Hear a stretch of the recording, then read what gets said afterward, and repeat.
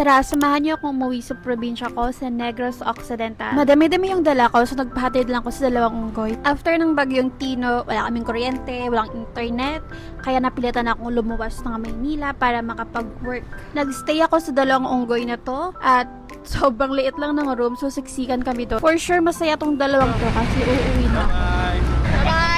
Last minute booking yung pagpunta ko dito at last minute din yung pag-alis ko. So imagine yung gastos. Tapos another gastos pa pagdating sa airport ay kailangan isa lang yung i-check-in mo. So kailangan ko siyang iparap and it cost me 400 pesos kingin ng plastic na yan. Maaga akong pumunta sa airport kasi mas maigi nang mag-antay ka dun.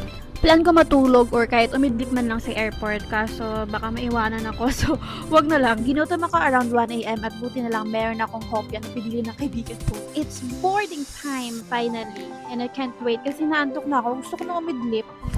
Bye Manila! 8 days lang ako nagstay dito but for sure babalik ako pag okay na yung alaga ko. Perks, pag nasa window side ka, ang ganda ng ulap talaga. Mapapa-question ka talaga na what if tumalan ako? Char! Flight 5J Camerot, welcome see you to Bacolod. Patingin nga ng mukha na walang tulog, te. Grabe, sobrang antok ko, pero nakatulog pa ako kahit ganun na yung daan sa amin. Oh, ito na. Umuwi na yung feeling anak mong mayaman na akala mo naman magkano lang yung pamasahe back and forth. Diyos ko. Yung reason ng pag-uwi ko, itong batang to.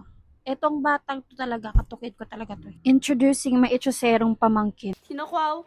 Ha? Sinaya. Hi mga dugyot! So ayun, ari naman to sa probinsya, Liwan. Nasolve ang problema ko sa ito ko, pero ang problema sa wifi ko, wala Japon. Ang mga natak anak ko, bye!